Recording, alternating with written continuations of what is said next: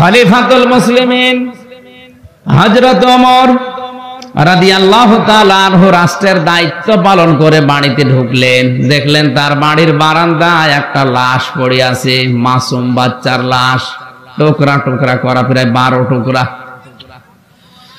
ওনার মাথা খারাপ হয়ে গেল। আমার দেশে কোরআনে কারিম চলে, আর বিনা কারণে একটা মাসুম বাচ্চাকে হত্যা করেছে, এরপর আবার আমার বাড়ির বারান্দায় রেখে গেল, এ সাহস কার? তদন্ত কমিটি তৈরি করলেন। 3 দিন পার হয়ে গেল, কেউ কোনো রিপোর্ট দিতে পারে না। হযরত ওমরের খাওয়া দাওয়া ঘুম প্রায় বন্ধ হয়ে গেছে। রাষ্ট্রের যিনি প্রধান হবেন, যারা দায়িত্বশীল হবেন, তাদের মন মেজাজ এরকম থাকা লাগবে। কি করে কি হয়? হযরত ওমর তদন্ত কমিটি 3 দিন পার হওয়ার পরেও রিপোর্ট দিতে পারে না কে করেছে এই কাজ। হঠাৎ একটা যুবতী মেয়ে তার বাবাকে সহ রাজ দরবারে হাজির, ডাক দিয়ে বলে, খলিফাতুল মুসলিমিন, আপনার টেনশন, আপনার ঘুম আসে না, খাওয়া দাওয়া বন্ধ হয়ে গেছে যে কারণে, সেই কারণ আমি। কি? যে বাচ্চাটা আপনি 12 টুকরা অবস্থায় আপনার বারান্দায় দেখলেন, ওই বাচ্চাটার মালিক আমি ওর মা। ওকে আমি নিজে টুকরা টুকরা করে আপনার বারান্দায় রাতের গভীরে রেখে গেছি। হযরত ওমর বলে, মেয়ে কি বলো, টের পাও? হ্যাঁ, আমি সজ্ঞানে বলছি। এ কাজ কেন করলে? মেয়েটা বলে, আমার বাবাকে নিয়ে আমি পাহাড়ি এলাকায়, জঙ্গল এলাকায় বসবাস করতাম। 4 জন যুবক, তারা শিকারে গিয়ে আমার রূপ সৌন্দর্য দেখে তারা আমার সম্ভ্রম নষ্ট করে। আমি শেষ পর্যন্ত গর্ভবতী হয়ে যাই। সন্তানটা দুনিয়ায় আসার পরে চিন্তা করলাম, কোরআনের আয়াত আমার সামনে দাঁড়িয়ে, উতুল্লিম বাদা যালিকা জানিম। সূরা কলমের 13 নম্বর আয়াতে আল্লাহ জানিয়েছেন, হে নবী, আপনি দেখবেন যুগে যুগে ডাইরেক্ট ইনডাইরেক্ট আমার কোরআনের বিরুদ্ধে যারা অবস্থান নেবে, এগুলো অবৈধ, জারদ, বজ মেজাজি। আমি চিন্তা করেছি, আমার পেটে জন্ম নিয়ে এ ছেলে যাই হোক, ওর জন্ম কি? আরো জোরে বলেন। অবৈধ সন্তান বড় হয়ে কোরআনের বিরুদ্ধে মিছিল করবে, আর আমি মা হয়ে দেখব না, এই জন্য ওরা আমি নিজে টুকরা করেছি। হযরত ওমর ডাক দিলেন, কেন তুমি পালিয়ে থাকতে পারলে না? 3 দিন পরে আসলে, প্রথম দিন আসলে না কেন? মেয়েটা বলে, খলিফা, আমি আসি না এই কারণে, আমারও শয়তান ধোঁকা দিয়েছিল যে বেঁচে যাবি, ধরতে পারবে না। কিন্তু কোরআনে কারীম আমাকে বাঁচতে দেয়নি। বারবার কোরআন আমার সামনে এসে দাঁড়িয়েছে। দুনিয়ায় কোনো অপরাধ করার পরে যদি বিচার না হয়, কিয়ামতে আল্লাহ ওই বিচার ডবল করে করে। আমি যেহেতু অপরাধ করেই ফেলেছি, আর আমার নিজের ইচ্ছায় না, জোর করে আমার অপরাধ করিয়েছে। দ্বিতীয়টা, আমি নিজের ইচ্ছায় করেছি, কোরআনের দিকে তাকিয়ে। মানুষ হত্যা করা কি এটা আমি জানি। হত্যার বিচার যদি দুনিয়ায় আমি না করতে পারি, না পেয়ে যাই, কিয়ামতে এই বিচার আল্লাহ আবার ডবল করে তুলবে। বিচার আপনি করে দেন, কিয়ামতে যেন আল্লাহ আমার বিচার না করে। হযরত ওমর বিচার আরম্ভ করবেন। জেনার যে শাস্তি আছে, মানুষ হত্যা করার যে শাস্তি আছে, সেটা আরম্ভ করবেন। হঠাৎ করে 4 জন যুবক এসে বলে, খলিফা, বিচার একটু স্টপ করেন। এই দোষটা মেয়েটার না, শয়তানের ধোঁকায়, নফসের জালে, যৌবনের তাড়নায় এই কাজ আমরা করেছিলাম। দোষ যদি হয় আমাদের দোষ, আপনি বিচার করলে আমাদের করেন। হযরত ওমর বললে, 3 দিন কোথায় ছিলে? আমার কেন এত টেনশনে খাওয়া দাওয়া বন্ধ হয়ে গেল, কেন আসলে না? যুবকগুলো ডাক দিয়েছে, খলিফা, জেনা করার পর, ধর্ষণ করার পরে আমরা মনে করেছিলাম যে বেঁচে যাব, ধরতে পারবে না, কারণ কোন সাক্ষী সেরকম নেই। বাইরে যাওয়ার পরে কোরআনে কারীম আমাদেরকে বারবার তাড়ায় যে দুনিয়াতে যদি গুনার বিচার না হয়, কিয়ামতে কিন্তু আল্লাহ এই বিচার ডবল করে করবে। শেষ পর্যন্ত আর আমরা পারলাম না। বিবেকের তাড়নায় চলে এসেছি, ইমানের তাড়নায় আপনি বিচার করে দেন, কিয়ামতে যেন আল্লাহ এই বিচার আর ডবল করে না করে। হযরত ওমর এই 5 জনের বিচার কোরআনে কারীম দিয়ে আরম্ভ করলেন। শিক্ষার বিষয় এখানে কোরআনে কারীম ওই রাষ্ট্র ব্যবস্থায়, বিচার ব্যবস্থায় কায়েম ছিল। নফসের ধোঁকায়, শয়তানের জালে, যৌবনের তাড়নায় গুনাহ করার পরেও আল্লাহ তাদেরকে ঈমান দিয়ে মরণ দিয়েছে। আজ এই দেশে যদি আমরা কোরআনের বিচার ব্যবস্থা কায়েম করতে পারি, ছোটখাটো অপরাধ আমাদের যাই হোক না কেন, মানুষ হিসাবে মরণের আগে অন্তত গ্যারান্টি পাওয়া যায় যে ঈমান নিয়ে মরা যাবে। আজকে যে আয়াত পড়েছি এমনিতে পড়ি নাই।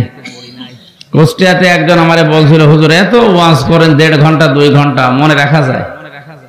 এমন একটা ওয়াজ করেন যেন একটা ওয়াজ শুনলে জান্নাত যেতে পারে। হ্যাঁ ঠিক আছে, কোরআন শরীফ পড়ে চিন্তা করলাম এমন একটা আয়াত বের করা লাগবে এর জন্য, যে একটা কথা মেনে নিলে যেন জান্নাতে যেতে পারে। এই আয়াতটা পেয়েছি। আমরা যদি আজকে আয়াতটা মেনে নিতে পারি, কোরআনে কারীম সামনে নিয়ে আমরা গ্যারান্টি দিতে পারি যে আমরা জান্নাতি। আজকের আলোচনার বিষয় হচ্ছে একটা কাজে জান্নাতি। কয়টা? বলেন বলেন। এখন একটা কাজ করবেন তো? কোরআনের কাজ আছে প্রায় 500। কত? শরীয়তের বিধান কোরআনে আছে কত বলেন তো? এর ভেতরে আজকে একটা পড়েছি। এই একটার ভেতরে সব লুকানো আছে। আমরা সবগুলো যদি আবিষ্কার করতে নাও পারি, যে কয়টা পারবো ইনশাআল্লাহ কোরআনের আমল করলে পুরস্কার আল্লাহ নিজের হাতে দান করবে। আপনি যদি হাদিস দেখে আমল করেন, ফাজাইল দেখে আমল করেন, দুনিয়ার কোন কিতাব দেখে আমল করেন, সওয়াব পাবেন না, কিয়ামতে পুরস্কার পাবেন না তা না, পাবেন। হয়তো পুরস্কার ফেরেশতারা দেবে, নবীরা দেবে, রাসূলরা দেবে, কিন্তু কোরআনের আমল যদি কেউ করে আল্লাহ নিজের হাতে পুরস্কার দেবে। আমান হাকামা বিহি আদিলা, কোরআন দিয়ে যারা বিচার ফায়সালা করবে তারা ন্যায় বিচার কায়েম করতে পারবে। হাদিসের অংশ দ্বারা আমরা বুঝতে পারলাম কোরআনের বিচার যতদিন পর্যন্ত দেশে কায়েম না হবে, ন্যায় বিচার আশা করাও যায় না। 53 বছর হয়ে গেল, এখনো পর্যন্ত কোরআনে কারীমের বিচার ব্যবস্থা আমরা চালু করতে পারি নাই। একথা নির্দ্বিধায় বলা যায়, এ দুনিয়ায় এখন ন্যায় বিচারের তুলনায় অবিচার বেশি হচ্ছে। এজন্য এই বিচার পেতে হলে কোরআনে কারীমের বিচার ব্যবস্থা চালু করা লাগবে। কথা বলেন না কেন? কোরআনে কারীম যদি বিচার ব্যবস্থায় যায়, ওই দেশের মানুষ যদি ছোটখাটো কোনো অন্যায় করে, কোরআনে কারীম মরণের আগে তাকে সংশোধনের মাধ্যমে আল্লাহর জান্নাতি বানিয়ে বিদায় দেয়। কথা বোঝার চেষ্টা করেন। কোরআনে কারীম যদি বিচার ব্যবস্থায় থাকে, রাষ্ট্রে যদি কায়েম থাকে কোরআন, ও দেশের জনগণ যদি ছোটখাটো অপরাধ করেও থাকে, কোরআনে কারীমের ইজ্জতে ওই দেশের মানুষগুলোকে আল্লাহ মরণের আগে ঈমান নসিব করিয়ে তারপরে মরণ দেয়। আব্দুল্লাহ বিন উবাই, এই লোকটার নাম আমরা শুনলেই ঘৃণা করে, গালি দেয়, বরদোয়া করি, অথচ ওর জীবনী পুরা পড়ে দেখেছি, পুরা জীবনে শুধু একটা ভুল ছিল। কয়টা? এখন তো নবীজির মতো নামাজ পড়তো, তাও রসুলের পেছনে, বিশ্ব নবীর সাথে রোজা রাখতো, ইফতারি করতো, ওর দাড়ি ছিল নবীর মতো, জুব্বা ছিল নবীর মতো, পাগড়ি ছিল নবীর মতো, দস্তরখানা বিছিয়ে খাবার খেত। আল্লাহর নবী একদিন শুধু বায়ান করতে বলেছিলেন, আল্লাহর কাছে 2টা নাম প্রিয়, একটা আব্দুল্লাহ আর একটা আব্দুর রহমান। এ কথা শোনার পরে পেছন দিক থেকে উঠে গিয়ে নিজের ছেলেকে ডাক দিয়ে বলছে, তোর নাম আজকে থেকে আব্দুল্লাহ। ওনার বাবার নাম যা ছিল পাল্টিয়ে দিয়েছে আব্দুল্লাহ। নাতি ছেলে ছিল সেটার নামও দিয়েছে আব্দুল্লাহ, নিজের নামও পাল্টিয়ে দিয়েছে আব্দুল্লাহ। আপনি দেখেন, শুধু আব্দুল্লাহর ছড়াছড়ি কি শুনেছিল? রাসূলুল্লাহ বলেছিলেন আল্লাহর কাছে প্রিয় নাম আব্দুল্লাহ, এই কারণে আমি যে কথা বলছি এখান থেকে শিক্ষা নেবেন। নবীজির কথা শোনার পরে লোকটা মানার মন মানসিকতা কম ছিল আমাদের চাইতে না বেশি ছিল? কি আগ্রহ নিয়ে সব পাল্টিয়ে ফেলেছে। লোকটা যখন মারা গেছে তার ছেলে ছোট্ট নবীজির কাছে যে বলে, হে রাসূল, আমার বাবা মারা গেছে। নবীজি বললেন, কে তুমি? আমার নাম আব্দুল্লাহ, আমার একটা ছোট ভাই আছে তার নাম আব্দুল্লাহ। সব আব্দুল্লাহ হয়ে গেছি আমি। কাঁদো কেন? আমার বাবা মারা গেছে। বাবা মারা গেছে, কাঁদতেছ কি? বাবার নাম আব্দুল্লাহ বিন উবাই বিন সলুল। নবীজি কথাটা শোনার পরে বললেন, ঠিক আছে, বাবা মারা গেছে, আমার সাথে এখন যারা বসে আছে 1-2 জন না, 22 জন সাহাবী, সব আল্লাহর জান্নাতি সাহাবী। বাবা মারা গেছে, কি করা লাগবে এখন? আমার বাবার জানাজা আপনি পড়াবেন। আমার বাবা শেষ পর্যন্ত মরণের আগে বলেছে যে নবীজির গায়ে যে জামা আছে ওই জামাটা দিয়ে যেন আমার কাফন দেওয়া হয়, এই কাজটা আপনি করেন। নবীজি সঙ্গে সঙ্গে নিজের জামা খুলে ছেলেটার হাতে দিয়ে দিলেন। হযরত ওমর জামা খুলে তখন দিচ্ছিলেন, তখন টান দিয়েছিলেন, হে নবী, আপনি জামা দেবেন না। উহুদের ময়দানে যখন আপনি যুদ্ধে যাবার জন্য সাহাবীদের নিয়ে যাচ্ছিলেন, এই লোকটা পেছন দিক থেকে 300 মানুষ নিয়ে ভেগে গিয়েছিল। ওই দিন আপনি শিশুর মতো কেঁদেছিলেন, আজকে আপনি জামা দেবেন না। আপনি যেও জানেন লোকটা মুনাফিক।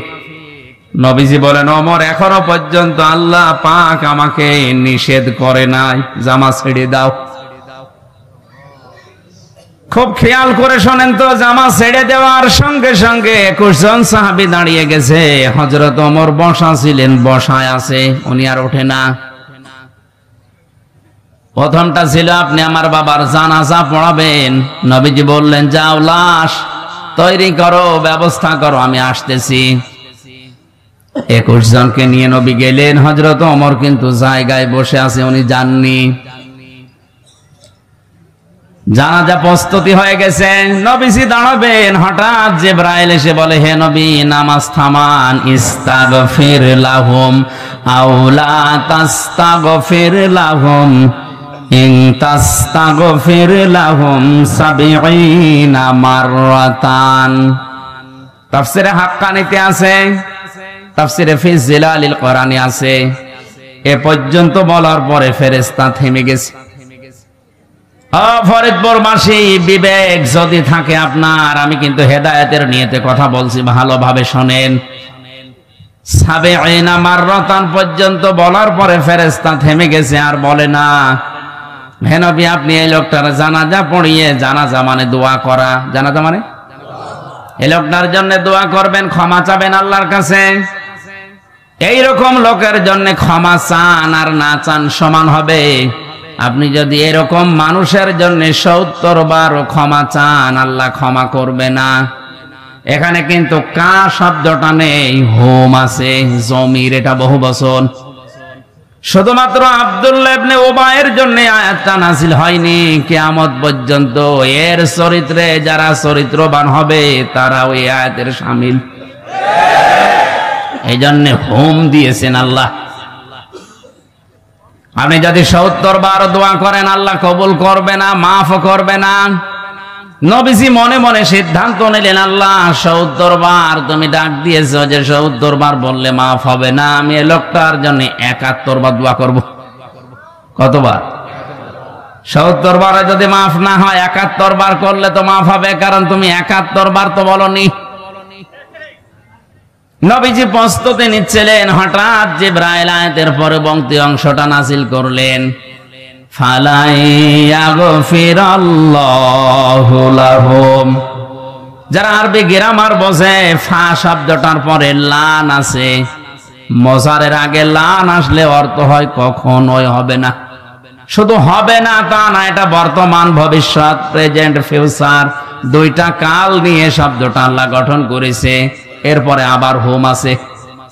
আল্লাহ পাক বলেন, হে নবী, এর জন্য শুধু না, এর চরিত্রে যারা দুনিয়াতে কিয়ামত পর্যন্ত আসবে, ওরাও যদি এর মতো চরিত্রবান হয়, তাদের জন্য আপনি কেন ৭০ বার না ৭১ বার না কিয়ামত পর্যন্ত ক্ষমা চাইলেও ক্ষমা নেই? শুধু ওই লোকটার জন্য যদি হয়তো আল্লাহর কসমে আয়াত পড়তাম না, যেহেতু হোম দিয়েছে। এখন আমাদের চিন্তার বিষয় এটা যে ওর মতো চরিত্র যদি আমাদের কারো থাকে, তার কপালেও বিপদ আছে। এই লোকটার পুরা জীবনে যতটুকু আজ করলেন মিলান তো, সব জায়গায় সে রাসূলকে মেনে চলেছে। শুধু রাজনৈতিক জীবনে আল্লাহর নবীকেও আদর্শ হিসাবে মানত না। ওর আদর্শ ছিল আবু জেহেল। ফরিদপুরবাসী, আপনার মাথায় যদি মগজ থাকে চিন্তা করেন, আপনি নামাজ পড়েন বাংলাদেশের ভাঙায় আমির হামজার পেছনে, আরো নামাজ পড়েছে মসজিদে নববীতে রাসূলুল্লাহর পেছনে। অনেকে মনে করে আমি ভাঙ্গা মসজিদের সভাপতি, জান্নাত পাবো না। কে পাবে জান্নাত? আপনি তো ভাঙ্গা মসজিদের সভাপতি। আবু জেহেল ছিল কাবা শরীফের তত্ত্বাবধায়ক।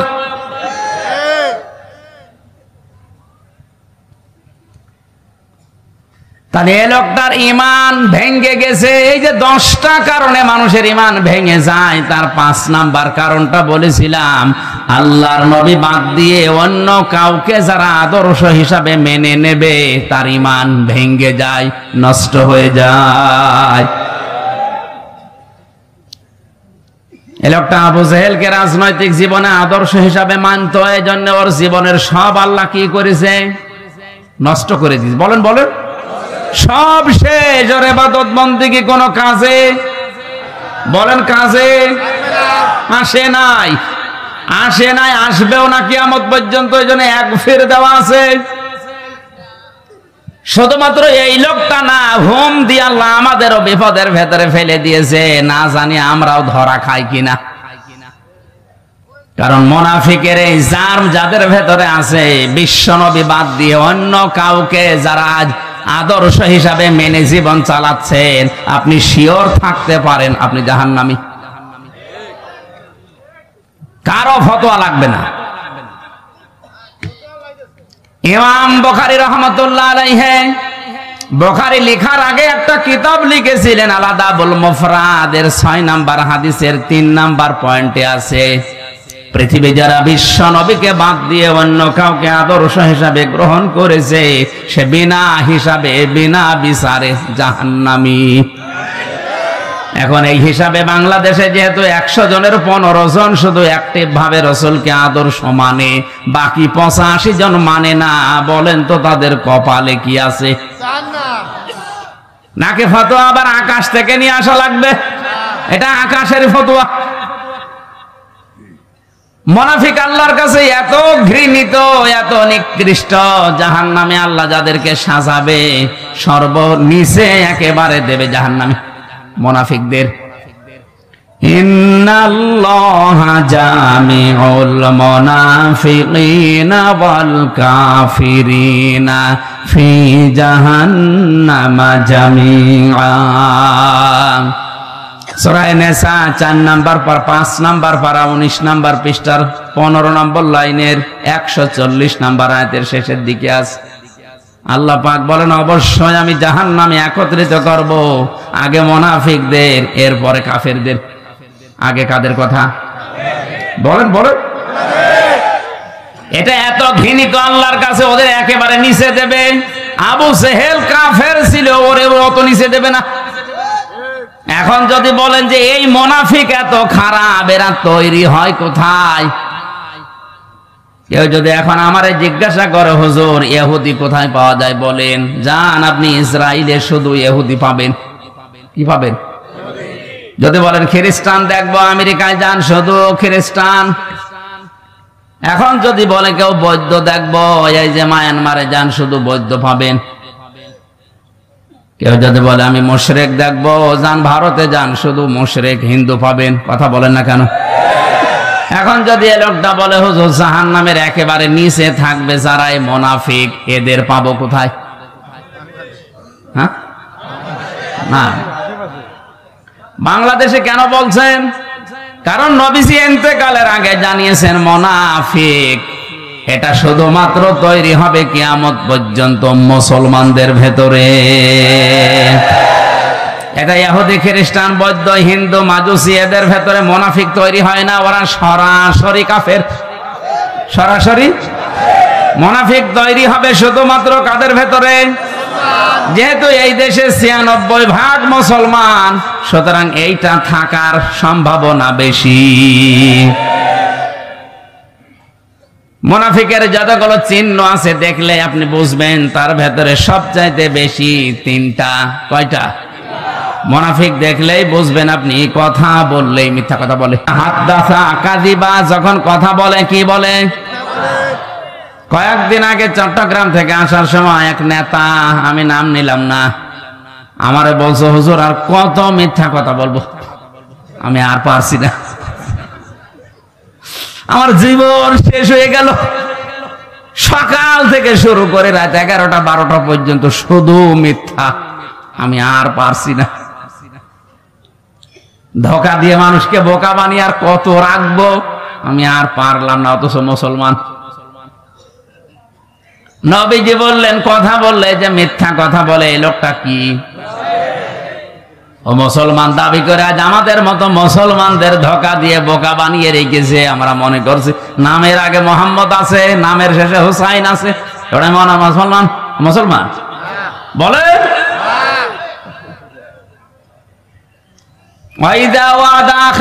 যারা ওয়াদা করলে খেলাফ করে, কত ওয়াদা করে সব কিছু ভুলে যায়।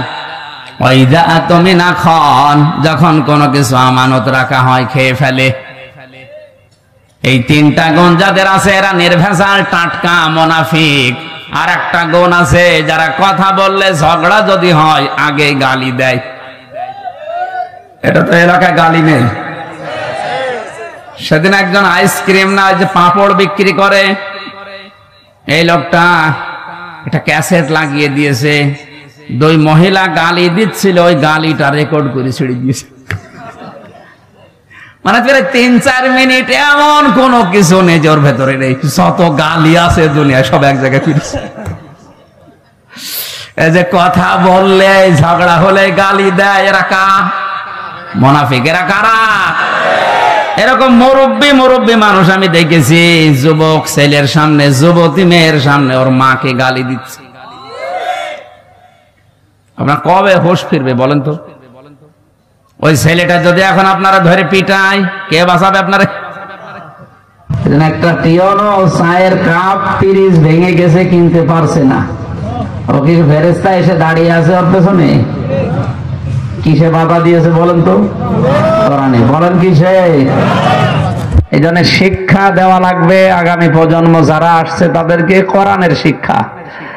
আর এইটার বাস্তবতার জন্য এই মাদ্রাসা বানিয়েছে। এখানে কোরআন পড়ানো হয় না? খায়রুকুম মান তাআল্লামাল কুরআন ওয়া আল্লামা। পৃথিবীতে শ্রেষ্ঠ মানুষ দেখতে চাও যারা কোরআন পড়ে এবং মানুষকে পড়ায়। এই মানুষগুলো নবীজির দৃষ্টিতে এরা সর্বোত্তম মানুষ। সুতরাং যারা স্টেজে বসে আছে এরা সাধারণ মানুষ না, এরাই পৃথিবীর শ্রেষ্ঠ সন্তান। আল্লাহ এদের সম্মান মর্যাদা যেন আরো বাড়িয়ে দেন। আরো জোরে বলেন আমিন। আমার হাকামা বিহি আদালা, যারা কোরআন দিয়ে বিচার করে এরা ন্যায় বিচার করতে পারে। আজ বিচার ব্যবস্থা সহ আমাদের বিশ্বে এখন কোরআনের বিচার ব্যবস্থা নেই, সুতরাং ন্যায় বিচারের তুলনায় অবিচারই বেশি হচ্ছে। আমান দাআ ইলাইহি হাদা, একালিপ্টাস আনাস। নবীজি বলেন কেউ যদি হেদায়েতের উপরে থাকতে চায় দুনিয়াতে, সে যেন মানুষকে কোরআন দিয়ে ডাক দেয়।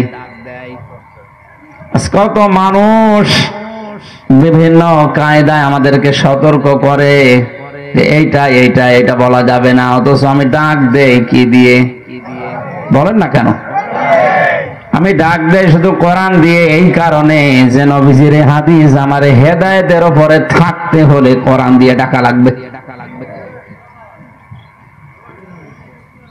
কথা স্পষ্ট এবং পরিষ্কার করে বলছি, আপনি জুব্বা গায়ে দিতে পারেন, পাগড়ি মাথায় দিতে পারেন, 24 ঘন্টা জিকিরে ফিকিরে থাকতে পারেন, হেদায়েতের উপরে থাকতে পারবেন না যদি মানুষকে কোরআন দিয়ে ডাক না দেন।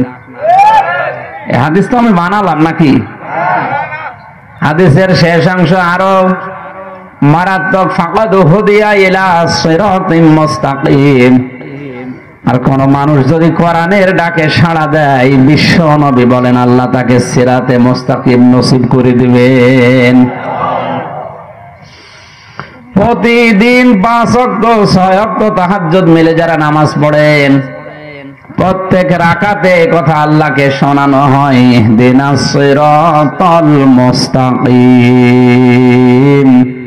হে আল্লাহ, তুমি আমাকে সিরাতে মুস্তাকিম দেখাও। সিরাতে মুস্তাকিম মানে আমরা অনেকেই মনে করি সহজ সরল পথ, না, এটা মুস্তাকিম ইস্তেকাম থেকে। আপনাকে মানে স্থায়ী সরল পথ কামনা করছেন, আর এটা পাওয়ার জন্য কোরআনের ডাকে সাড়া দেওয়ার বিকল্প আর দুনিয়ায় কিছু নেই। আমি কথা বোঝাতে পেরেছি? আপনি যদি হেদায়েতের পথ পেতে চান, স্থায়ী সরল সোজা পথ, ডাকে সাড়া দেওয়া লাগবে কিসের? সেই কোরআনের অনুষ্ঠানে আমরা এসেছি। আল্লাহ যেন আজকের তেলাওয়াতকৃত আয়াতের বরকত এবং যা কিছু এর ভেতরে আছে আমাদের দান করেন, আমিন। দরুদ আর সালাম পড়ছে আমাদের নবী মুহাম্মদ রাসূলুল্লাহ সাল্লাল্লাহু আলাইহি ওয়াসাল্লামের প্রতি। সূরা ফুরকান কোন সূরা? জবান খুলে বলেন কোন সূরা? ফুরকান শব্দের শাব্দিক অর্থ সত্য মিথ্যার পার্থক্যকারী। এটা কোরআনের অন্যতম আরেকটা নাম। কোরআনের প্রায় 53টা নাম আছে তাফসিরে ফি জিলালিল কোরআনে, তাফসিরে মাযহারিতে। তার ভেতরে অন্যতম 4টা। কোরআনকে বলা হয় আল কিতাব, কোরআনকে বলা হয় আল হুদা, কোরআনকে বলা হয় আল কোরআন, কোরআনকে বলা হয় আল ফুরকান। কোরআনে কারিমে আল্লাহ জানিয়েছেন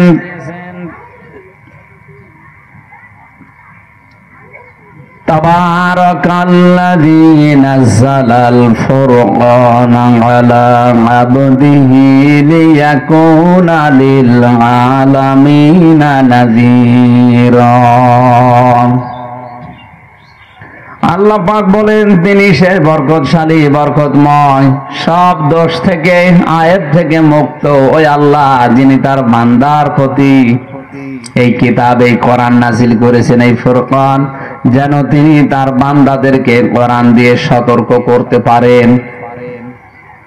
আজ কোরআনে কারিম দিয়ে সতর্ক করা হয় কম, এই জন্য আমাদের চরিত্র ভালো হতে চায় না। আমার তো যতটুকু ধারণা, বাস্তবতায় আমি যা দেখেছি, বাংলাদেশের তো কোনো জায়গা আমার অলরেডি কোনো থানা বাদ নেই, জেলা তো বাদই দিলাম। 560টার উপরে থানা আছে, 555টা থানায় আমি গেছি।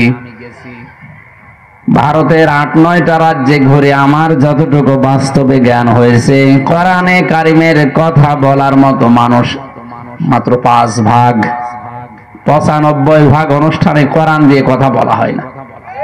অথচ কোরআন আল্লাহ দিয়েছে লিয়াকুনা লিল আলামিনা নাযীরা, বিশ্ববাসীকে যেন সতর্ক করা হয়। কি দিয়ে? আমরা মানুষের জীবনী দিয়ে সতর্ক করলে হবে না।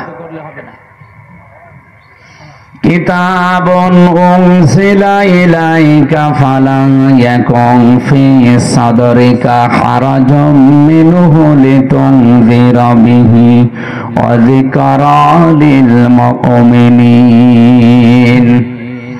আল্লাহ পাক বলেন এই যে কিতাব, এই কোরআনে কারিম আপনাকে আমি খেলা করার জন্য দেইনি, এটা দিয়ে আপনি মানুষকে সতর্ক করবে।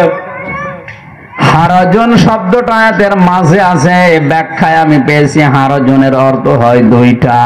কয়টা? 1 নম্বরে কোরআন দিয়ে সতর্ক করতে গিয়ে হে নবী আপনি দেখবেন অনেক মানুষ আছে আপনার বক্তব্য বিবৃতি শোনার পরে না বুঝে বিরোধিতা করবে। এরকম মানুষ এখন দুনিয়ায় আছে।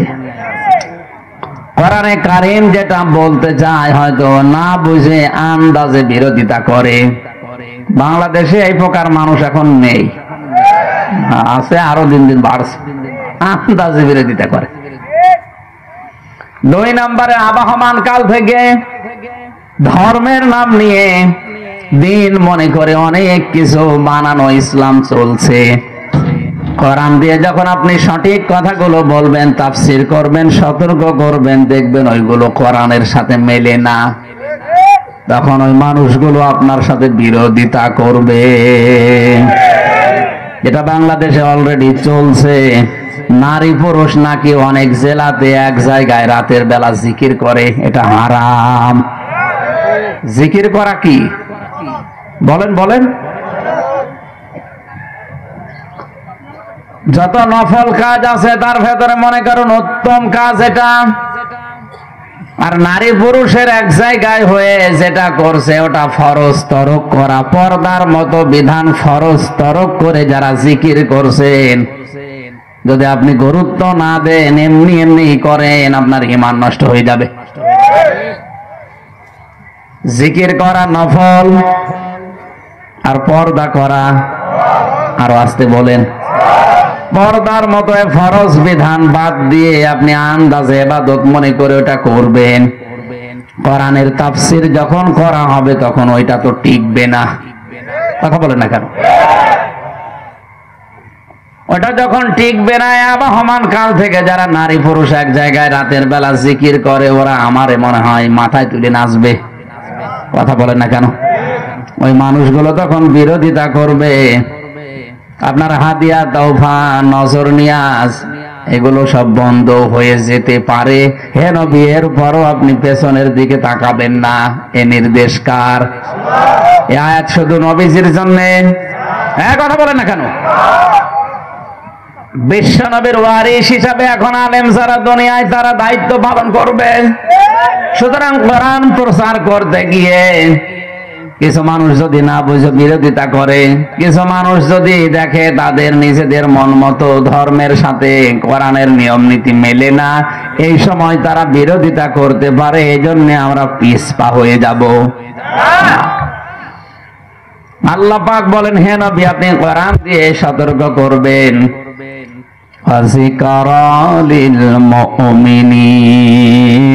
কোরআন মুমিনদের জন্য এটা উপদেশ। জোরে বলেন সুবহানাল্লাহ। আমরা যারা মুমিন হিসাবে দাবি করছি, সূরা ফুরকান যেন আমাদের জন্য উপদেশ হয়ে দেখা দেয়।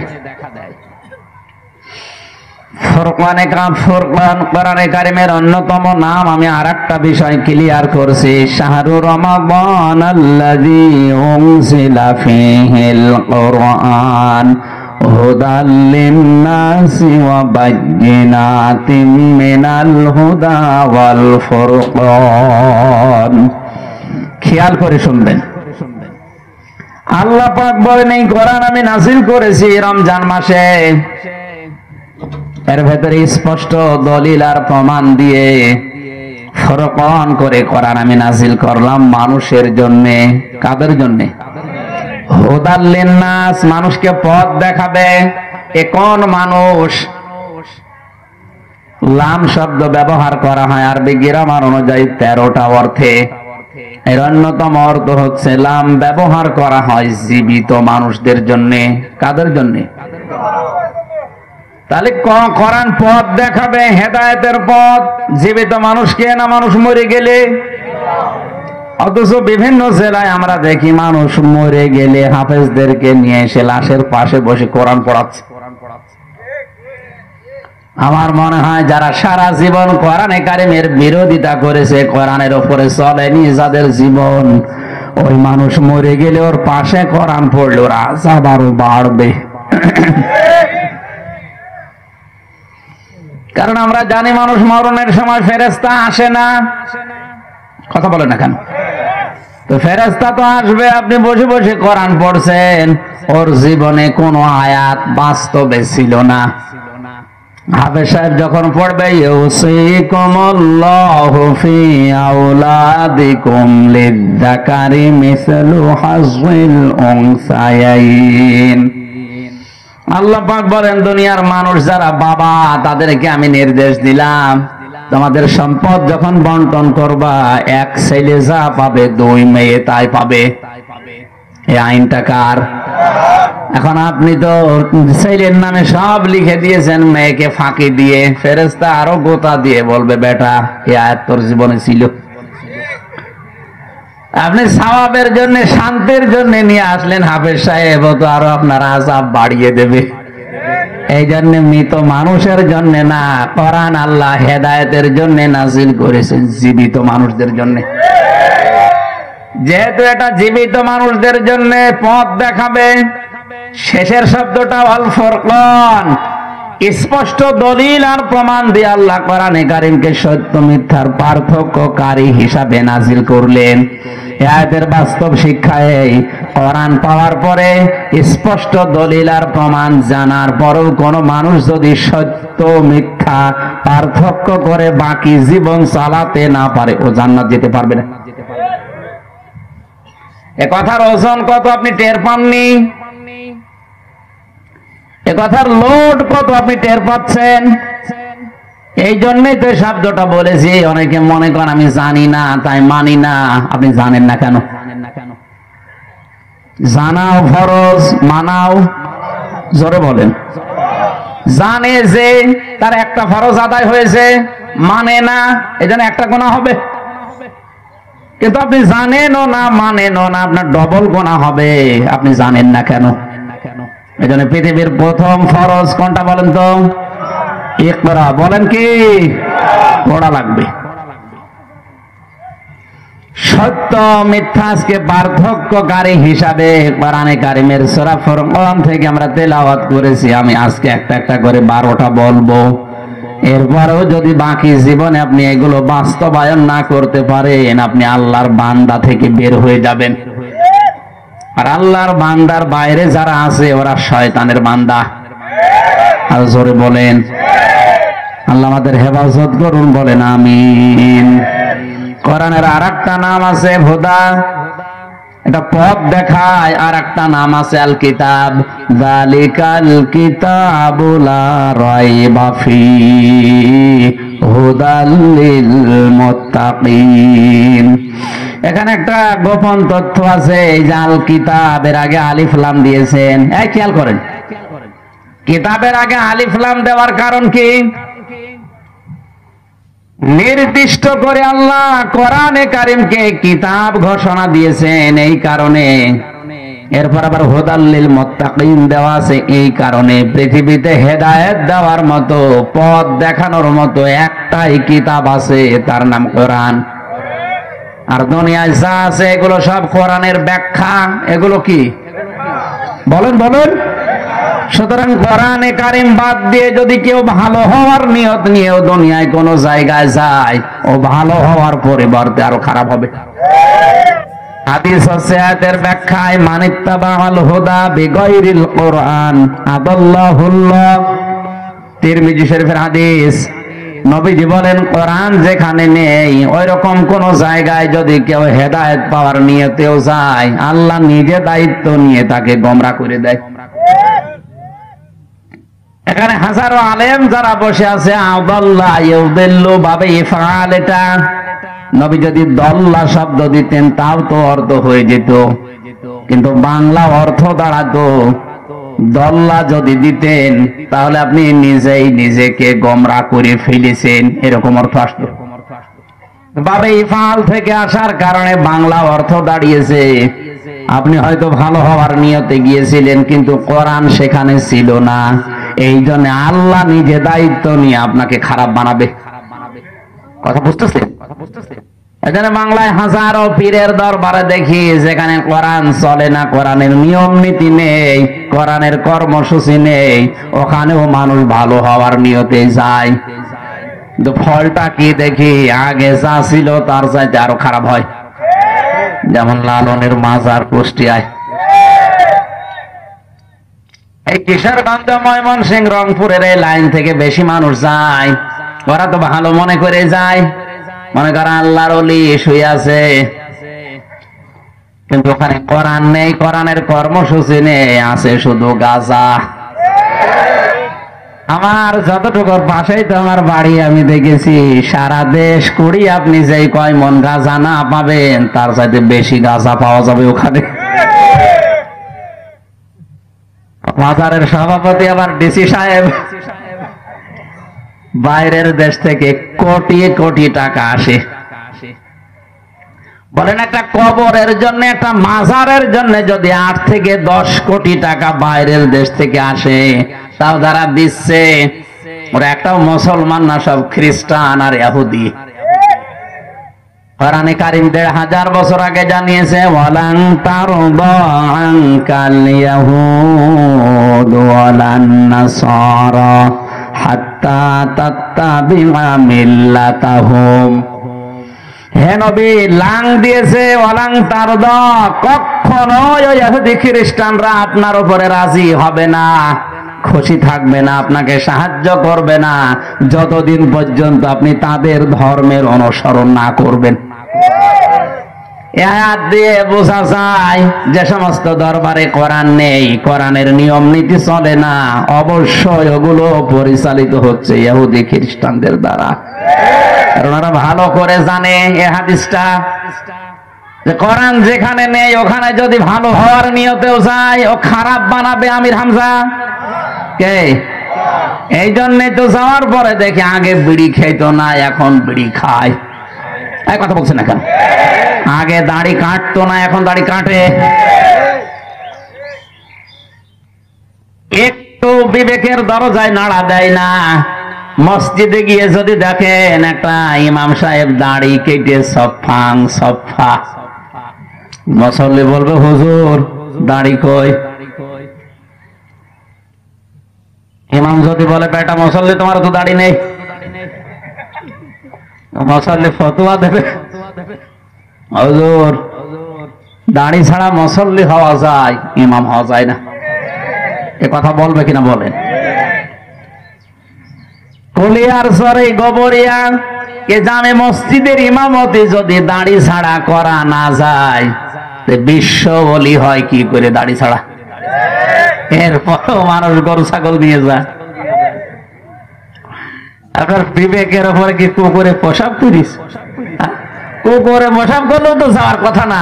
একটা ইমাম সাহেবের পেছনে আপনি নামাজ পড়তে চান না, যে ওর দাড়ি নেই এই কারণে, আর ওর দাড়ি নেই, গোপ নেই, একেবারে নমো ও বিশ্ব বলি, আর ওর কাছে আপনি অলি মনে করে যাচ্ছে।